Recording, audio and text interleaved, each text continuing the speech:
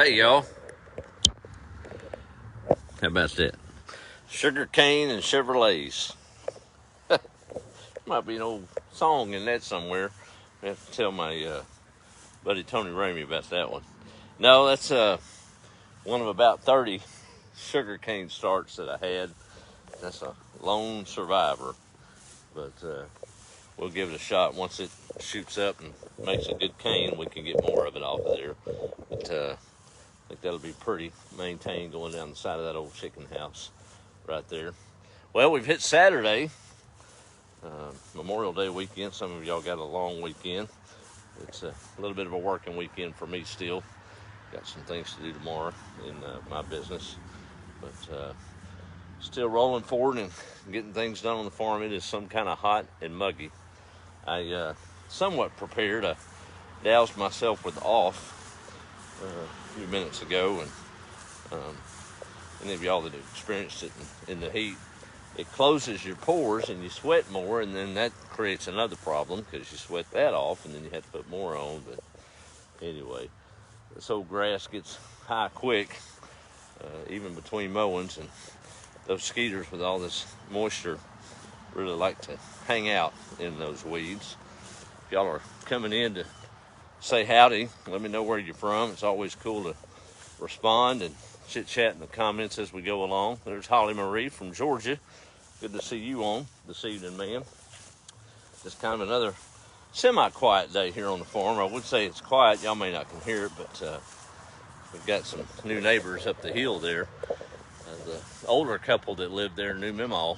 I remember when I first moved back in here, I went up there. I'd never met them through my grandmother, but thought I'd be neighborly. Went up there. They were aged, and took them some purple hull peas. You'd have thought I'd have taken them $1 million, but they passed since then and passed on to their kiddos. And it sounds like we're having a good old-fashioned hoedown up there. All I can hear is the bass from the music hitting. That's all right. We're living in a free country. It ain't bothering me none, but if y'all hear that, that's what's going on. I guess the goats will be dancing here in a little while. Who knows, right? Well, my good buddy Tank, y'all remember the dog we kind of rescued, and he dated Sissy for a couple of weeks. I did the math, and if she's going to have a litter, which I'm pretty sure she took, they're going to be Independence puppies. Supposedly supposed to be born around July 5th, July 6th, so that'll be kind of cool.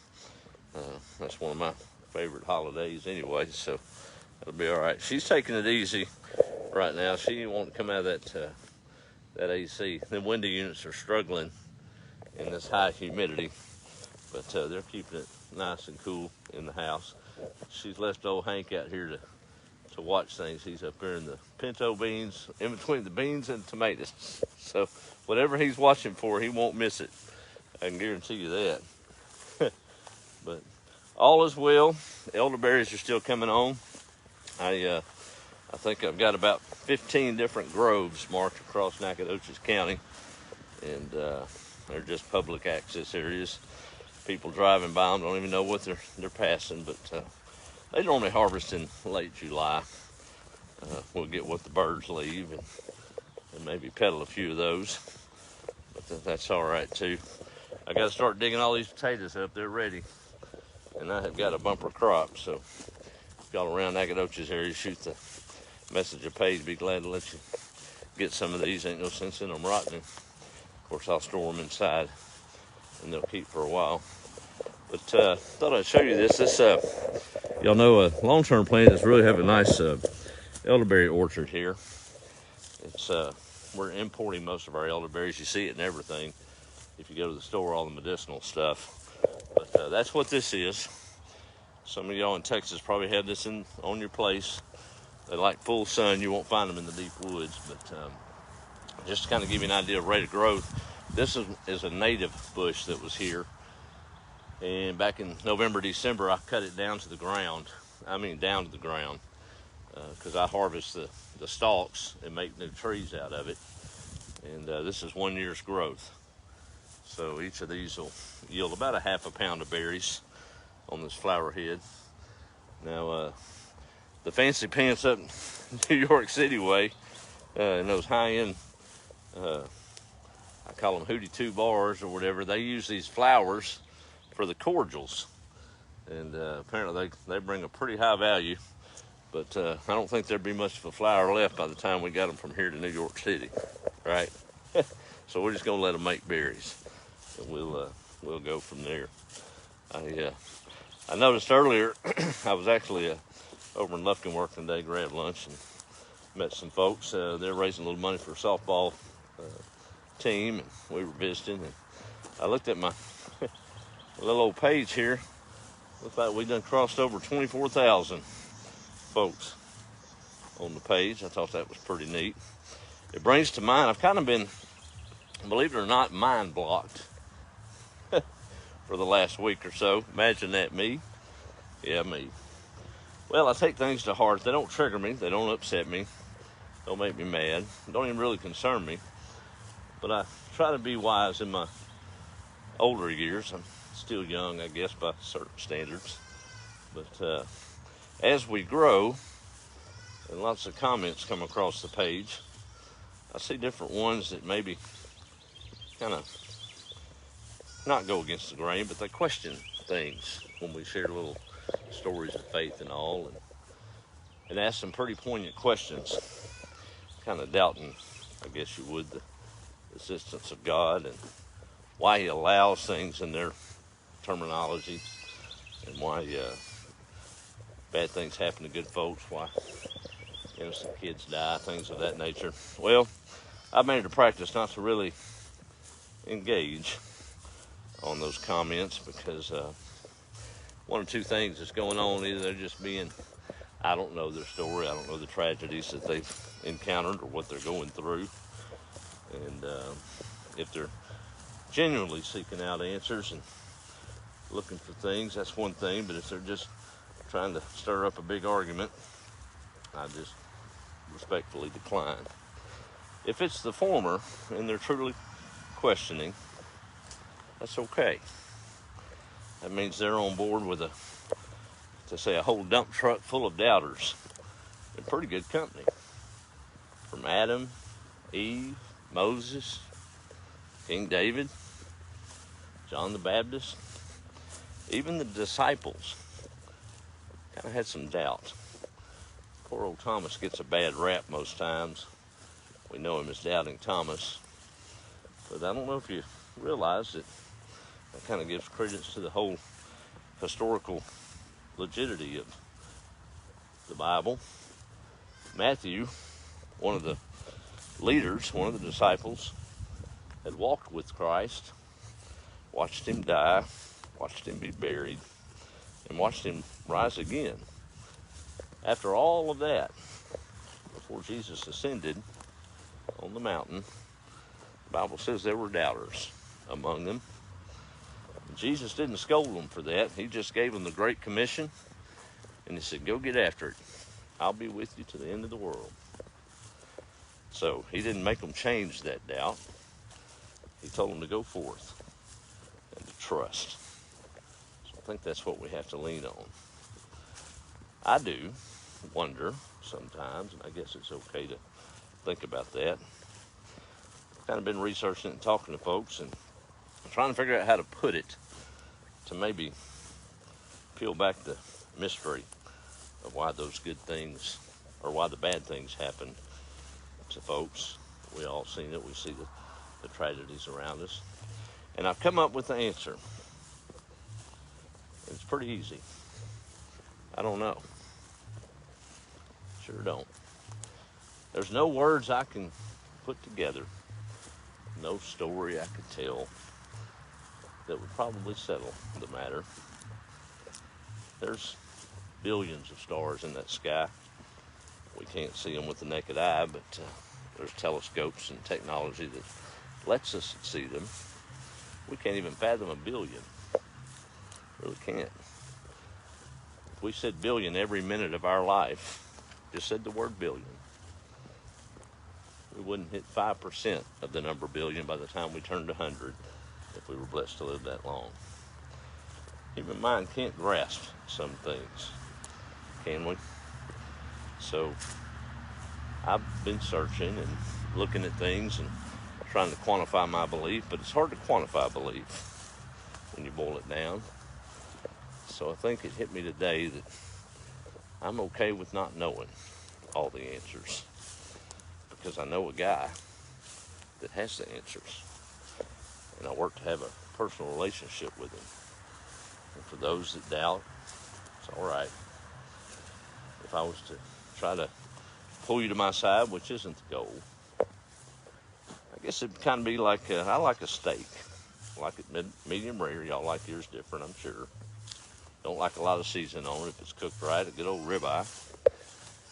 But if I had a steak and picked it up on the grill out here, and all of a sudden out of the woods, just some craziness happened, and some indigenous species of man that had only eaten limbs and trees for his sustenance all his life, that's all he knew, walked up to me there at the grill, and we greeted each other with a smile.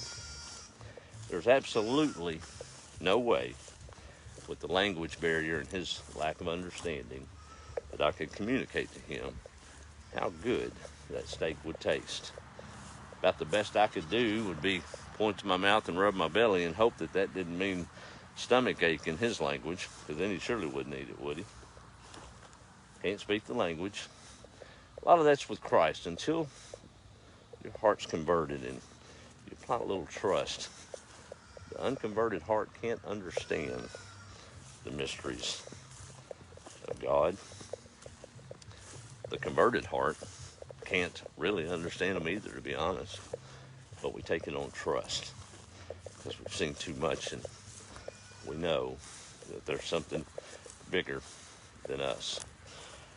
Job is a odd story. Saw a pastor talk about it, kind of put it in some context for me. I don't know if y'all know that story right in the Bible, Old Testament. Job had it all. He was a God-fearing man, had plenty of flocks and money, and was married, had blessed with a lot of kids. But somehow the old slewfoot devil had an audience with the good Lord and said, I think Job just loves you because he's got a good life. If you'd let me test him, pull that hedge down around him, I think I can change his mind. I think that's the only reason he has a relationship with you. Well, for whatever reason, the good Lord removed that hedge, and things started falling apart in Job's life. Lost his crops, became very sick, horrible disease, was cast out, lost his wife, his kids all died, his flocks were gone. He was destitute, nothing left. At one point, he even said that though God slay me, still I'll trust him. So it kind of backfired on the old devil. But the heart of the matter is, why did Job's kids have to suffer at the hand of what would have been evil? Right? Well, we don't know. I guess the answer to that is, a lot of people say it isn't fair. It's impossible for you and I to know what's fair, to even know what's good. There are days that come along that we can't even find our keys, and we want to define fair. I guess that's something to think about. There's sicknesses and people with cancer that suffer that are good people, come from good homes, and we can't make sense of why that is, why that happens. Well, again, we don't see the whole picture. God does. He sure does. He sees the whole story, and all we're doing is sitting there looking through a little straw. All we see is the cancer and the suffering and the pain and temporary problems that they have. Makes me smile. Serious subject we're talking, but those little goats that Daddy's in the field, we're going to see them. 2 bottle babies. They still can slip out. They stay in there until I'm out here walking around. Yeah, I guess that's kind of like some of us, isn't it? We know where safety is. At least I do. I'll wrap all that up with this, and it's a good story and really thought about it. It's a story of a little town, mining town. The mine collapsed. Dozens of miners working in that hole in the ground perished and died.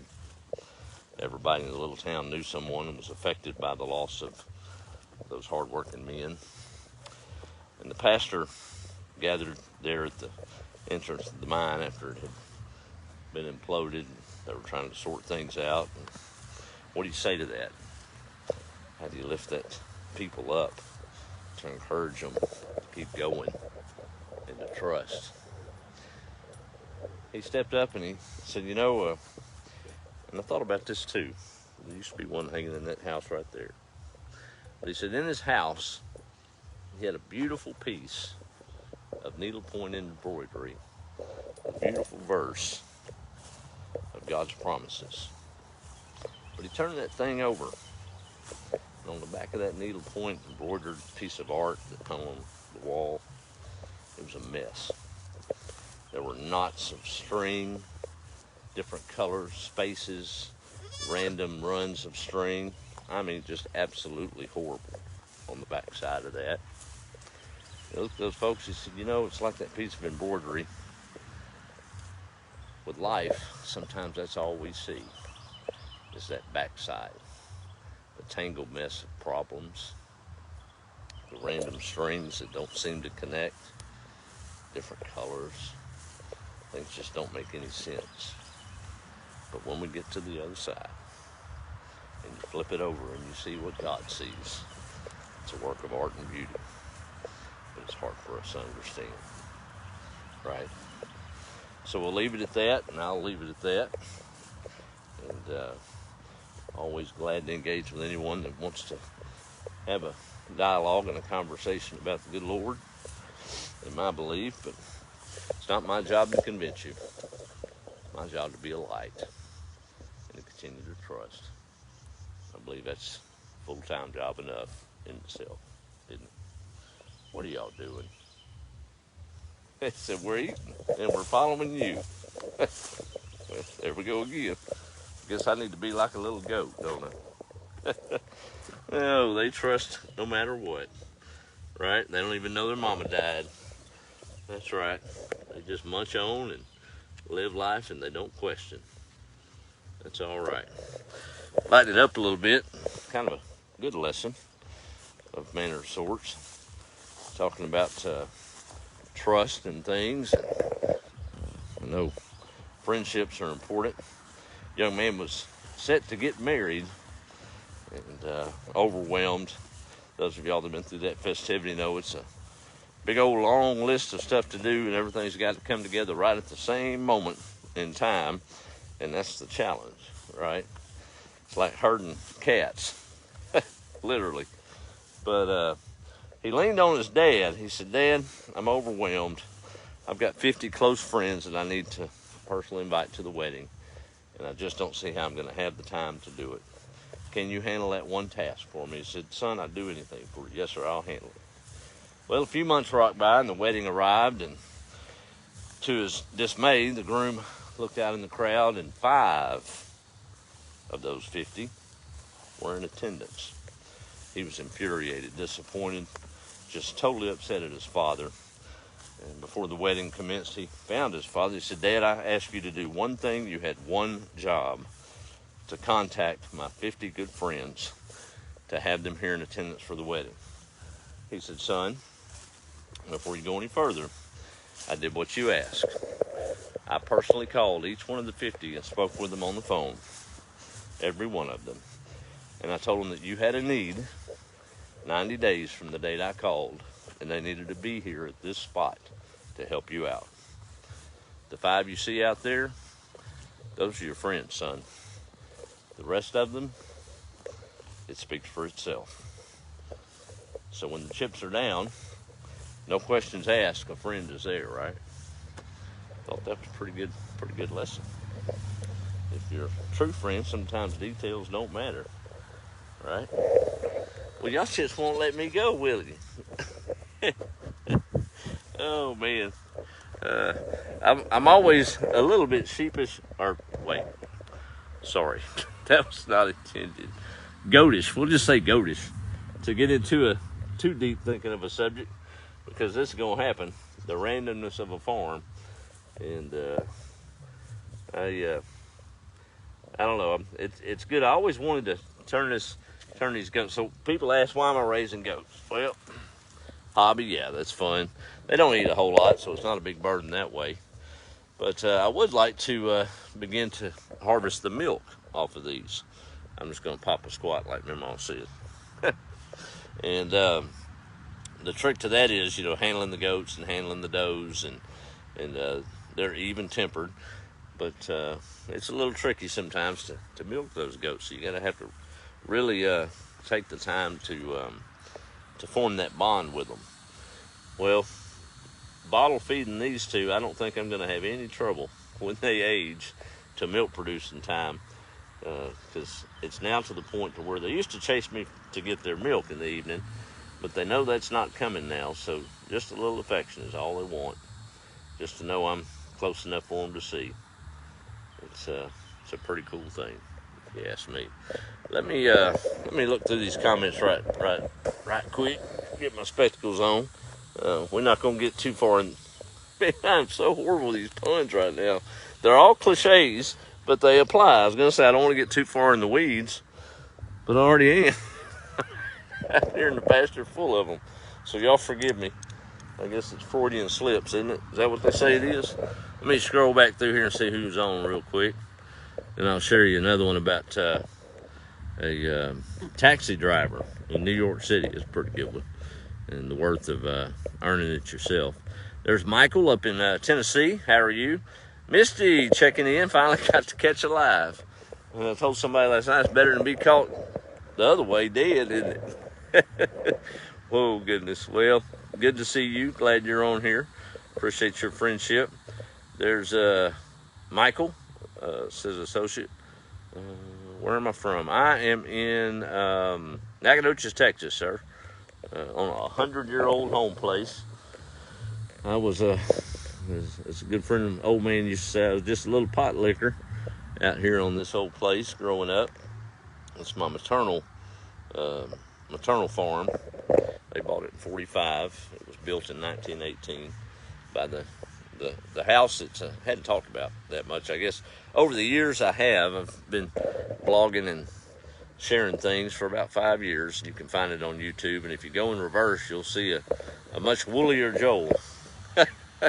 I used to not cut my hair too often, and just too busy doing stuff. But I noticed the Memorial Day memory that I shared that I talked about in 2020. It kind of made my heart sick how pretty I had this place. I moved back in 2018, and of course let it go the last couple of years. Just got busy with work, but we're getting it back. It's on the mend.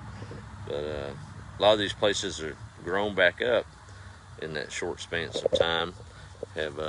They were manicured in that video. If you go back and look at it, you'll see what I'm talking about. That one I shared yesterday, the memories. What are you creeping up on me for, huh? You just want to say hi? Is that all you doing?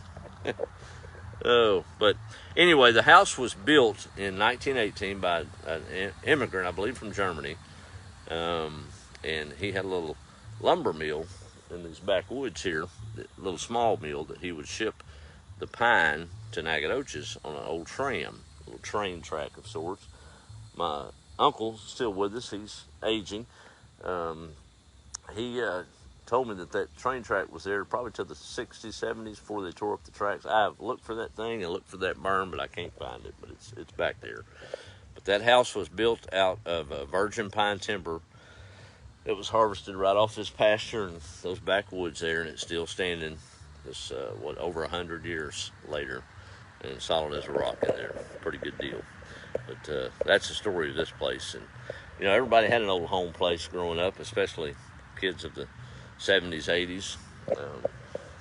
But so much development and people dying and selling off properties and all.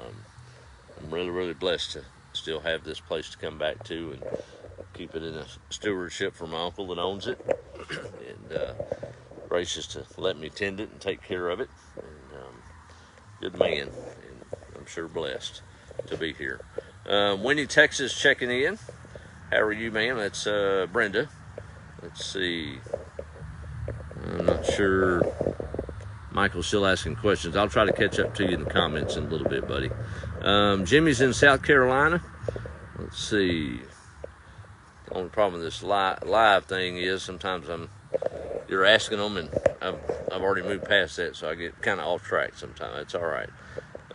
Rodney in Georgia, good to see you. Thank you for checking in. Miss Teresa in Missouri, appreciate that.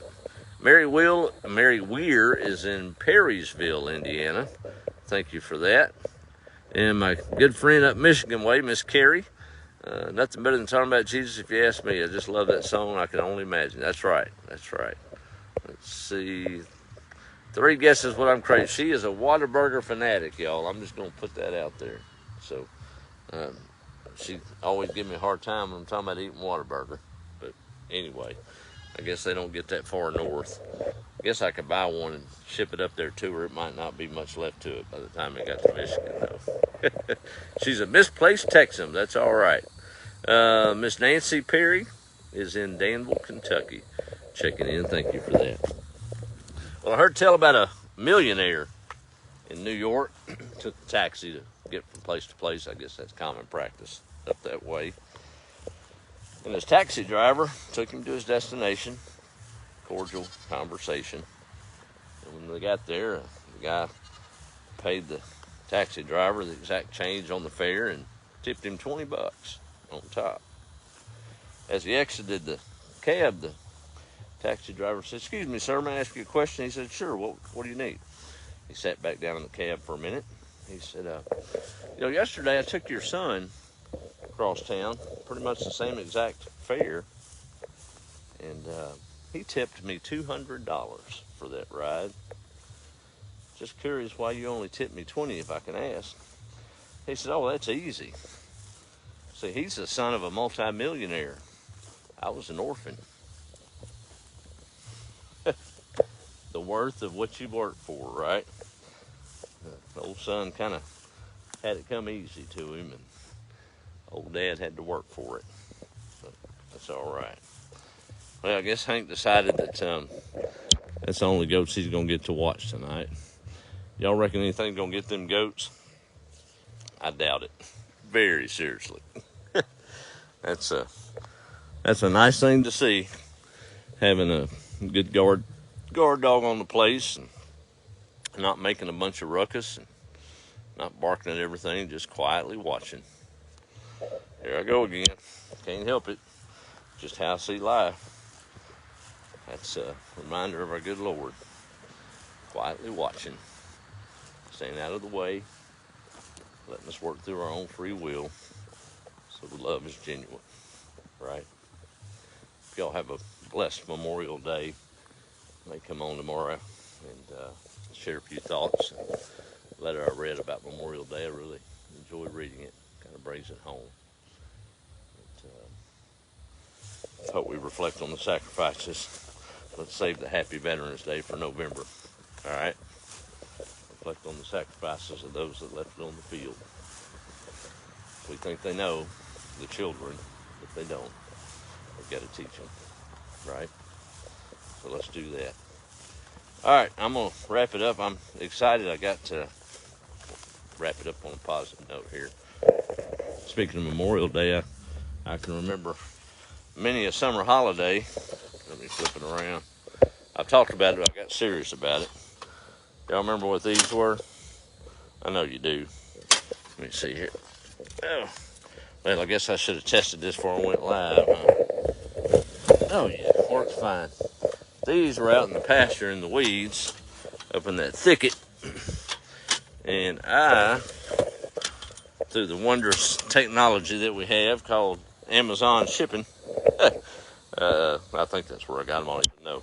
I've got some new webbing in there, and all the screws are intact. So that's going to be my Saturday evening chore, getting new webbing on these. I'll have a red and white one and a blue and white one. I don't know why I'd use those colors. Anyway, I'm excited about getting those restored. Polish them up, they'll be good as new. How about that? That's all right. Y'all have a good evening and be the light, and hope y'all have a blessed time with family over the next couple of days. Those of y'all that got a little time off, enjoy it, because these are the days that'll turn into the good old days down the road, right? We need to remember them while we're in them and seize the day. I'm going to get to see my kiddos next weekend, believe it or not. I'm not going to talk a whole lot about that here, but it's going to be a good thing.